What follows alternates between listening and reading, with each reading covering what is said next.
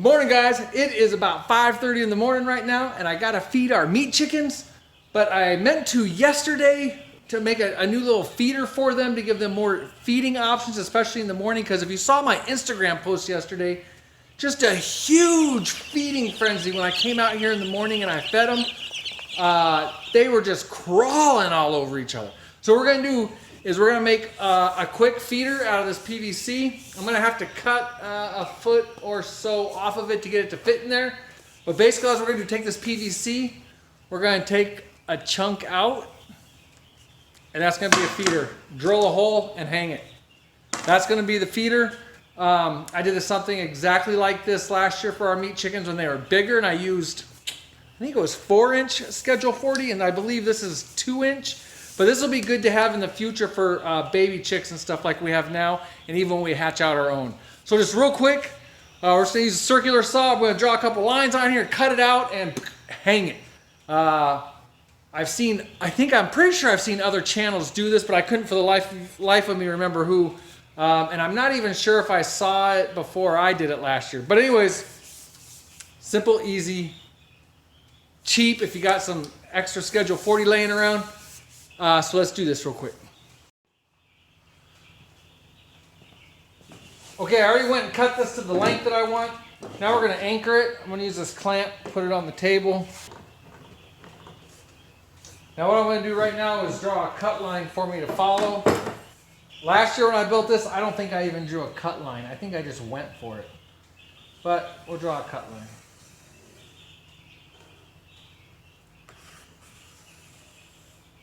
And this is not something I'm worried about being real accurate about.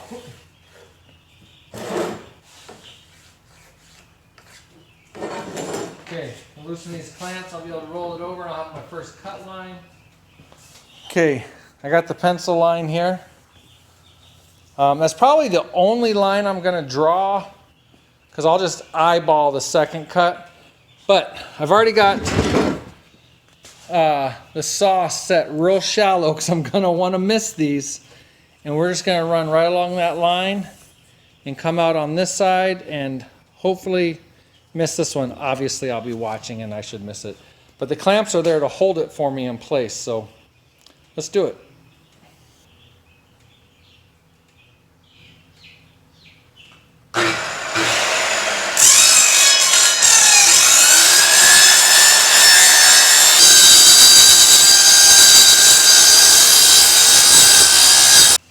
All right, let's rotate this thing a little so we can get another cut on it.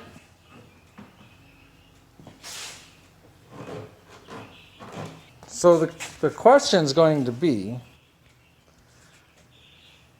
how much room do they need to eat?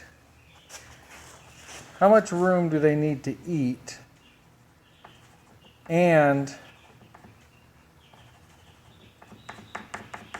be able to potentially keep weather out outside and stuff. Let's go for that and see what happens. Again, I am really not worried about perfection on this. Just worried about chickens being able to get in there and eat.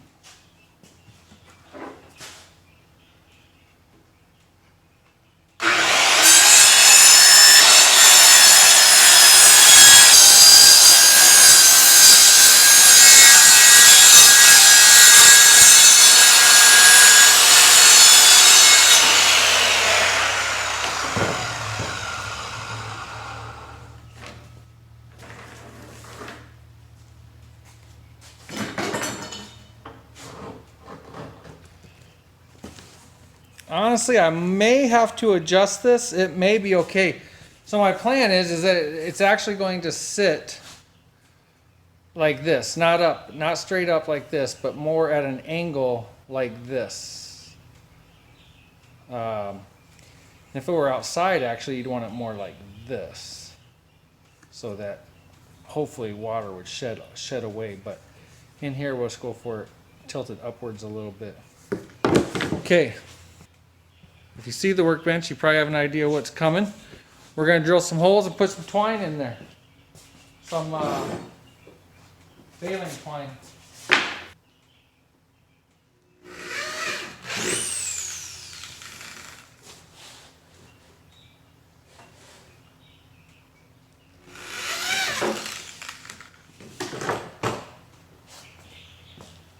Okay, that was a little too simple. So this is some old baling twine that was actually used to hang garlic.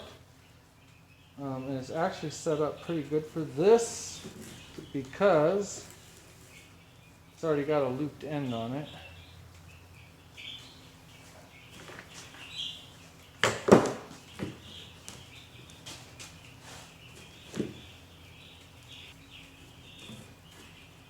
And actually the knot for the loop is what's stopping it on both ends. I might end up adjusting that. That's leaning back a little farther than I want.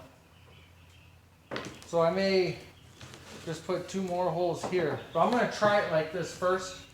So one other thing I like to do. Okay, this just seems kind of weird. I can't find any sandpaper. But what I like to do is take these edges off. I think the chickens will be fine. So I'm going to use a file. I think the chickens would be fine, but while we're cleaning it out, this can cut you. So I just like to just kind of round it off a little. I mean, spend just 2 seconds doing this real quick. Yeah, I mean, I can just tell that sharp edge just goes away in no time. And there's 4 edges. There's 4 edges that you could get cut on. There's this inside edge and this outside edge, and same here on this one. So I'm just trying to just run a file over it real quick. Like right there, I can tell this side is sharp. I mean, potentially. And I can tell this side I have smoothed out and stuff already.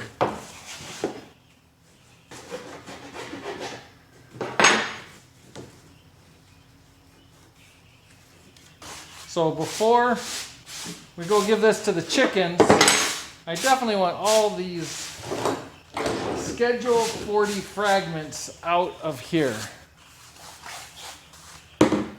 Now I can't remember what I built last year, if it was 4-inch or 6-inch. I'd have to go down to the barn and get it.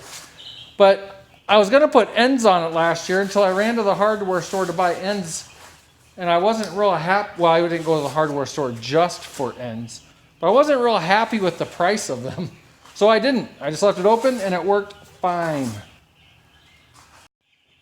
So another reason for wanting to make that particular feeder is we have this style in there, and I really dislike this. I really do. The chickens crawl all over it. It gets nasty poop inside. Don't get me wrong, this has a purpose. We do like this for when they're at least the first couple days old. But now that we have this to hang in this brooder, we probably won't ever use that again. We'll just adjust the height on this as needed. All right, so let's see.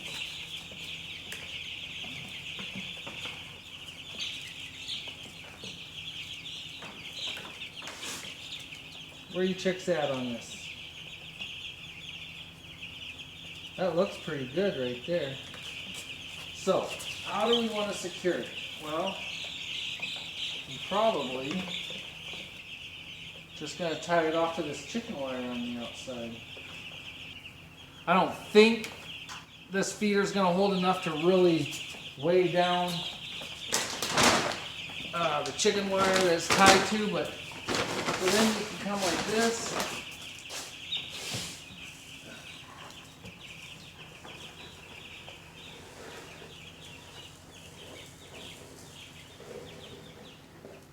Cool beans. And they're not actually eating from it right now because they have this feeder that they've been able to eat off all night and it didn't go empty. Let's see. Yeah.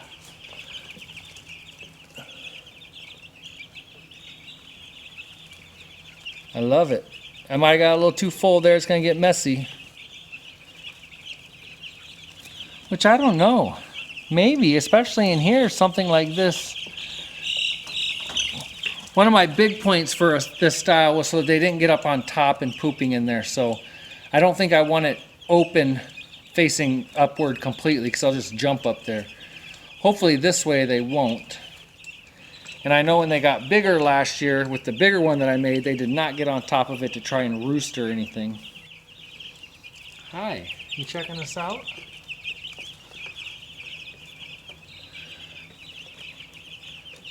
Think that'll work. All right, so simply you can make a bird feeder, a meat bird feeder, or even for your coop out of anything. I mean, I have these strips of plywood like this. If I built kind of a 3/4 box or something, that'd be an awesome feeder. Put a couple of these together. There you go, there's a feeder. This was obviously a kid playing in here. I think that says no touch. I wonder, kind of makes it look like a paddle too. That's awful. But you can make feeders for your birds out of nothing. You don't got to go spend money on them. You don't got to, spend a lot of time making them either. I mean, if I put some of these strips together, I might do a couple dabs of glue, a couple screws, and I'd be done in 2 seconds. Probably quicker than this PVC. So, yeah. What's your homemade stuff? What's your homemade feeders look like? Let us know. Thanks for watching.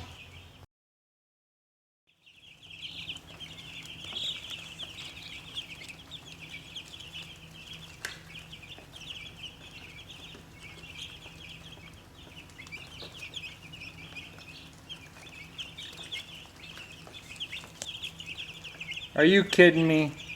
That guy climbed up there. What's he even doing up there? Hopefully he's not too comfortable up there. It's going to be hard for him to eat up there, I would think.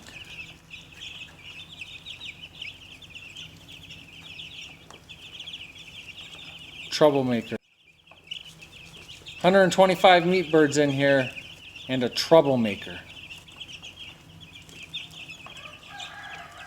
He's going to eat up there. He's going to eat wise.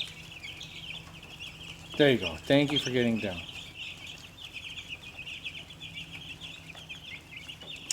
So something I could do to eliminate that is just put a piece of plywood at a sharp angle coming up off of there, and that would help prevent them from climbing up there.